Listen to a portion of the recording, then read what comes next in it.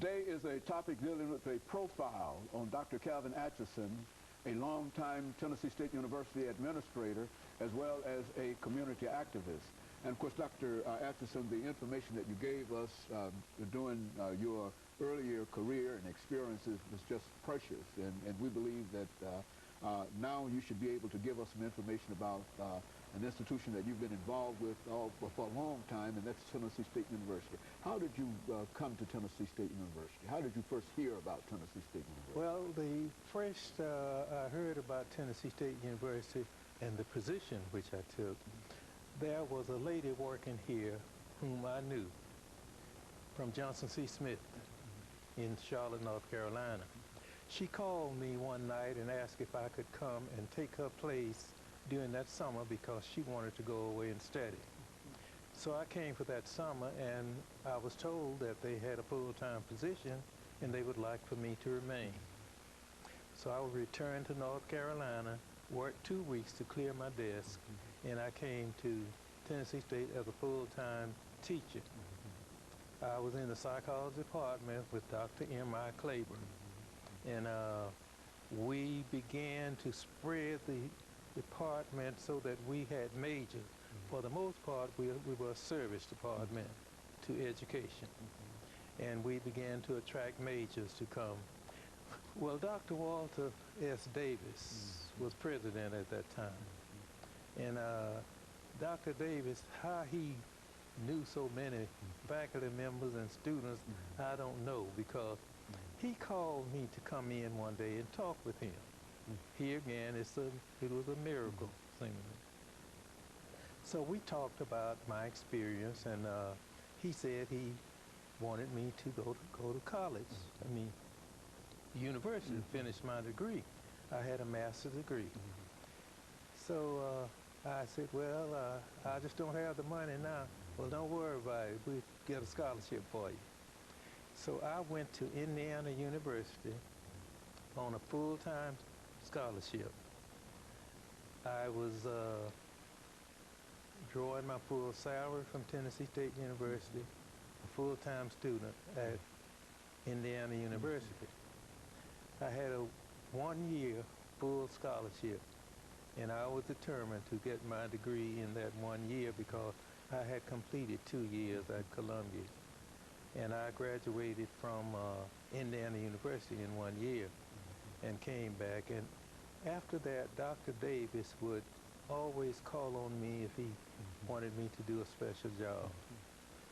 At that time, the State Department was asking Tennessee State to do a lot of things, get involved in studying the programs and all of the activities involved in student activities.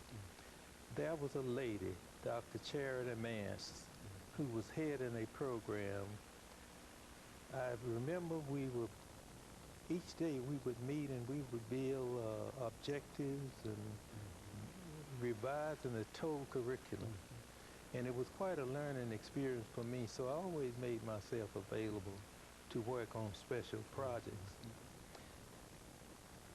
The White House Conference on Youth was held in 1960. The State Department had asked Dr. Davis to conduct a research study. The theme was the value we hold.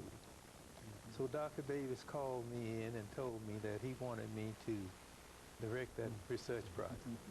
And he said, you have just this summer to do it. I will assign you some teachers to work with you and give you whatever's needed to do this job. I want to meet with you every morning and have breakfast. We didn't meet in the office. If he wanted to talk with you, you go up to his house and have breakfast with him. And we would meet every morning, and I told him, I said, Dr. Davis, I prefer having a group of students. I know what is to be done. I know how much needs to be done. He said, well, you select the students you want to work with you. We conducted the study, the values we hold, and it was value practice of Tennessee's teachers. They had a value system of education. And we wanted to know in the research study, we wanted to know if these teachers are practicing the values that they believe in. First of all, do they believe in the values? And second, do they practice them? So I built a questionnaire to do that study. When the study was completed, Dr. Davis was asked to present it to the legislature. He took me down. We presented it, and it was selected for me to go to Washington and present in the White House Conference. I spent 1 week there at the White House Conference on Children and Youth. And after that, anytime Dr. Davis wanted me to do a job, he called me to come up to his house, not his office. For breakfast. Come up to his house. The second job he gave me, special job, Tennessee State University had never directed its own self-study. And this was the first time that it was supposed to be directed from the campus. And I had an office, a little cubicle office, downtown in the education department where all of the records and information was down there that I needed to conduct this self-study. During this period is when Dr. Davis was taken ill and he had to leave before the study was completed. But Dr. Fancher came in and completed the study while Dr. Floyd, no, I believe it was Dr. Torrance. Dr. Torrance came in and Title III was on hand. I had to do Title III, and he said, well, you're going to need some help. And he came in and divided the responsibility with Dr. Fancher and with me so that we could complete that first self-study.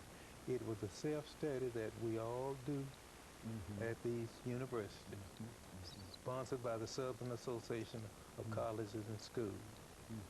And we did that study, and we had a good record.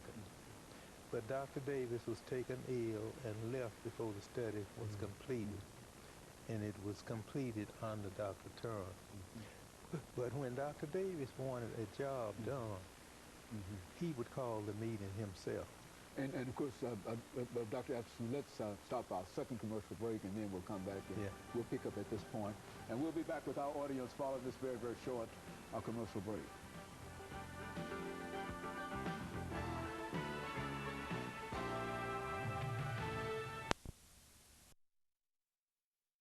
We're talking to Dr. Calvin Atchison.